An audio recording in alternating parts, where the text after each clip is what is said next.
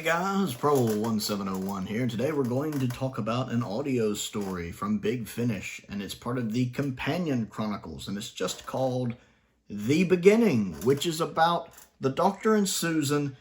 At the very beginning of it, they're escaping from Gallifrey. This is them stealing the Tardis for the first time, which doesn't quite sync up with what we get in the beginning of Name of the Doctor, but also doesn't actually sync up with the established timeline of him stealing the TARDIS in the classic series, but let's not worry about that.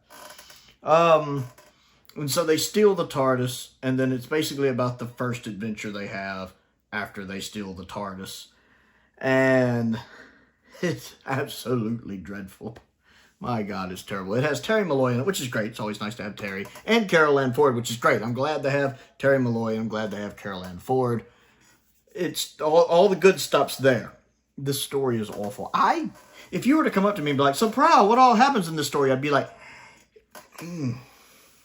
It's really hard to follow this story. You know how some of those stories you just get locked in, you're paying attention? This is like me going through Blake 7 right now. When I watch Blake 7, it's hard for me to film reaction videos like I did to some of those early ones because I get so locked into the story, I'm not really visibly reacting because I'm really paying attention to what's going on. This is the opposite of that, and where it is really hard for me to lock in with this story. My mind keeps wandering.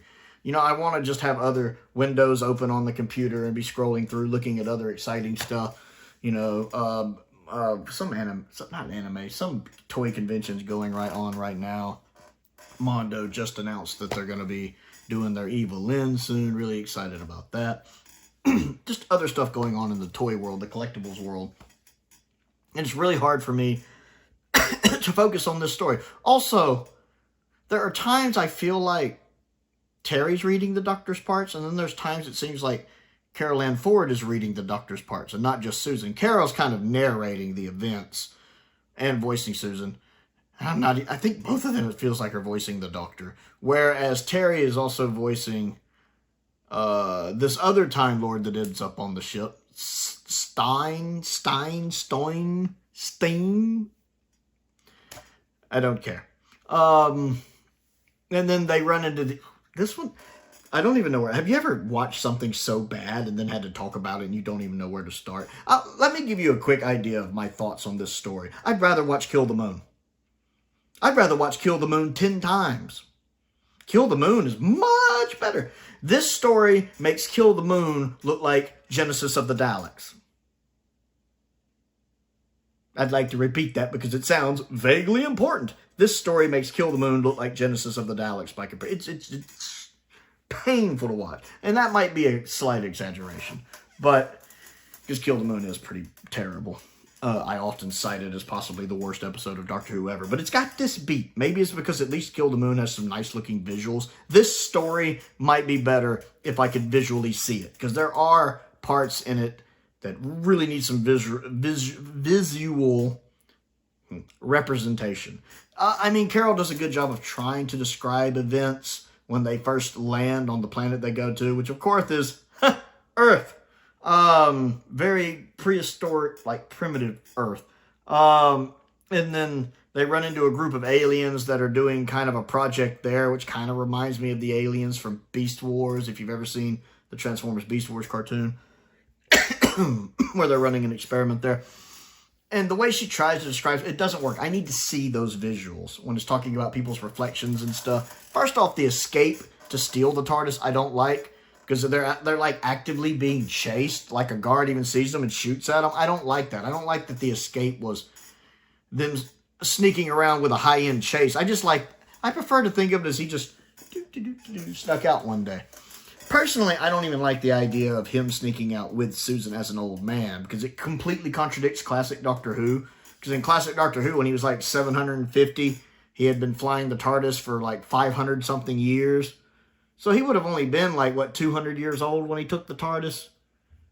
So it was a long time before where we actually pick up with him. Susan shouldn't even have been born yet. And yes, I have a problem with Night of the Doctor with that too. I have my own retcon for that though. I think he purposely, when he originally steals the TARDIS, he's with someone else. Maybe Susan's mother, who knows, but someone else. And that he actually wasn't old yet, but to escape, he aged himself. That's my theory, is that he made himself look older so nobody would realize it was him, so he could sneak out, but it was just a temporary thing.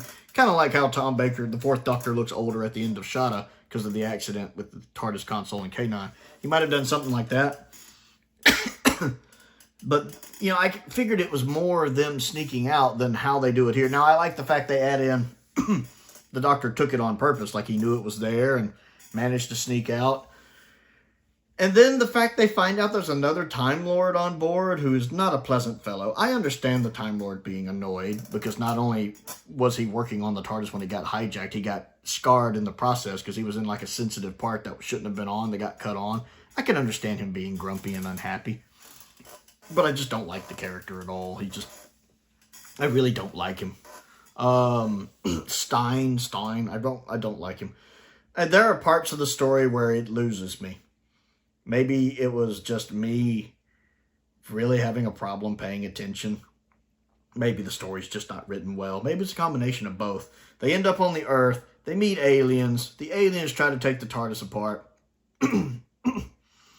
This somehow creates a bubble that puts them in like a suspended animation thing for a certain amount of time. Time passes. And then, you know, humans come along. Some humans find the place. This breaks the suspended animation. The aliens and the humans go at war. Other stuff happens. It all really sucks. And then the Doctor and Susan end up leaving, and the other Time Lord gets left behind. God, it's so bad. It's so bad. This is definitely one. It was a Patreon request, which, don't get me wrong, I could have, a request is a request. I do reserve the right. If I don't want to do a request, I'll say I'm not really into that one. But, I really wanted to do this one. It wasn't overly long at 2 parts, a little over an hour long. And sometimes it's nice to have an audio you don't like to review. I'm not one of these people that likes to be negative, because there's so many people online that likes to be negative about Doctor Who all the time. But at the same time, I do think there is a problem with being always positive about something you truly love. Because when you have a show, especially something like Doctor Who, that's been around for over 60 years and done so many adventures with the TV show, with the audios, with the books. I mean, there's got to be one story in there somewhere you don't like. I can never get these people who are like, I've seen every episode of Doctor Who and they're all great. I'm like, really? Like, I would never want to watch a channel that's just, it never criticizes. I'm not saying it has to be negative, but it needs to at least be honest and criticize things properly. I never want to watch a channel that's just blindly praising a show. I want to see an objective criticism. So, it's nice to get a story like this kind of sometimes where I can just be like, okay, this is dreadful. Like, this is terrible.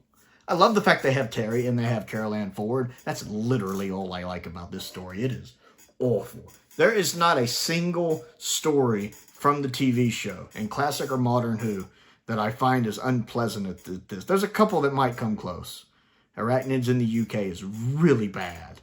But at least I can follow it because I've got some visual representation of going on, even though I don't like that episode.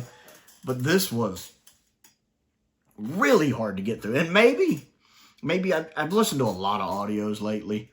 And I think I just need a break for some audio stories. I still have a couple more I have to do for Patreon requests. One of which I'm actually really looking forward to, the Return of the Cybermen, the original version of that story. I am looking forward to that. And then, but like, I just did a couple episodes of the TV show, the TV Doctor Who, because I had a couple Patreon voting polls that I had done, one for classic, one for modern, so I had to rewatch The Unicorn and the Wasp, and I had to rewatch The Rescue, and I enjoyed them. I had so much fun with them. Those were great. And then I'm like, I have to catch up with some of my other requests, and one of them was, one of my patrons really likes doing audios. I've listened to a lot of audios, which some of the audios are great. Like, he's requested some really, really good audios. And I've ran into some of the ones like, what is it? The Architects of History, I think, with the 7th Doctor. That's phenomenal. And several other audios that have been recommended that have been really, really good. But sometimes I do run into those ones that are just bad. And I do think I need, like, a break maybe from audios. Although I do want to re-listen to Jubilee and Chimes of Midnight sometime soon, but I still think I might take a breather. I've still got to listen to 1 or 2 more audios.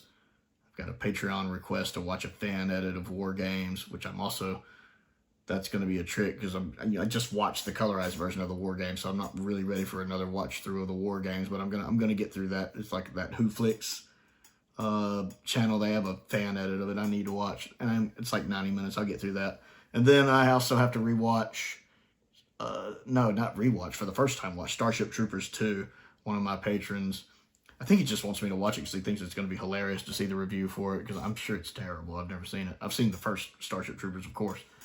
So I've got some of those to catch up on, but this was, oh, I had an abysmal time getting through it. Like, seriously. It's really, this video really is just me shitting on this story, but it deserves it. Nothing against Carol or Terry. Their voice work is great. I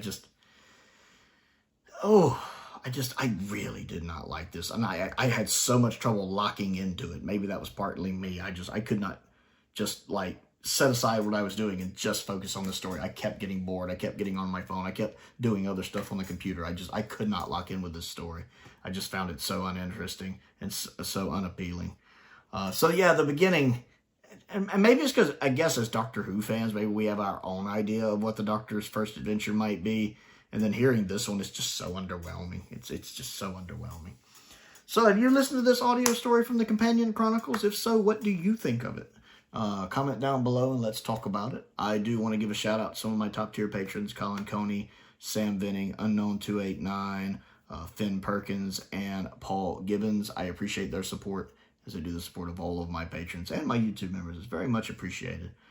If there's anything you would like to recommend, hop over to the Patreon. Certain tier levels do get videos requested every month. Check that out. I also have a P.O. box if there's anything you'd like to send me to look at and review. Links to the Amazon wishlist are there. Links to the Amazon UK wishlist are also there. Check those out. Most importantly, thank you for watching.